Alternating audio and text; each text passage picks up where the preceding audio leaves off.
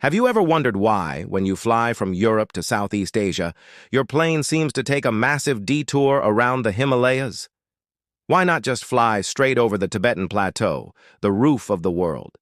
It seems like a huge time saver, right? Well, the answer is a fascinating mix of geography, safety, and physics. First off, let's talk about altitude. The Tibetan Plateau has an average elevation of over 14,000 feet, with many peaks, including Mount Everest, soaring above 29,000 feet.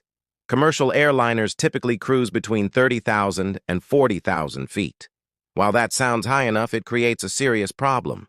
In the rare but possible event of cabin depressurization, oxygen masks drop, but they only provide about 15 to 20 minutes of breathable air.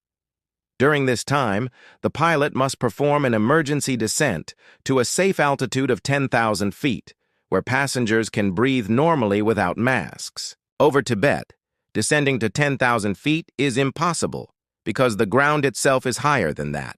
The plane would literally be flying into a mountain. So for safety, planes need to fly routes where a safe emergency descent is always possible. Next, there's the weather. The air over these massive mountains is notoriously turbulent. Powerful, unpredictable air currents known as jet streams whip around the peaks, creating extreme turbulence that would make for a terrifying and potentially dangerous flight.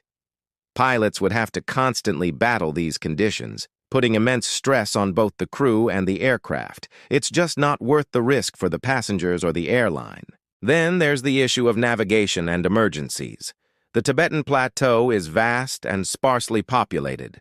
There are very few airports suitable for a large commercial jet to make an emergency landing. Radar coverage is also limited due to the mountainous terrain, making it difficult for air traffic control to monitor flights. In an emergency, being out of radar contact and far from a suitable airport is a worst-case scenario. So, while it looks like a long way around on the map, skirting the Tibetan Plateau is the safest, smoothest, and most reliable way to fly. Airlines prioritize your safety above all else, and that's why they choose the long but secure path. Next time you're on a flight, take a look at the flight map. Every twist and turn of your route has been meticulously planned for a reason. Thanks for watching, and don't forget to like and subscribe for more.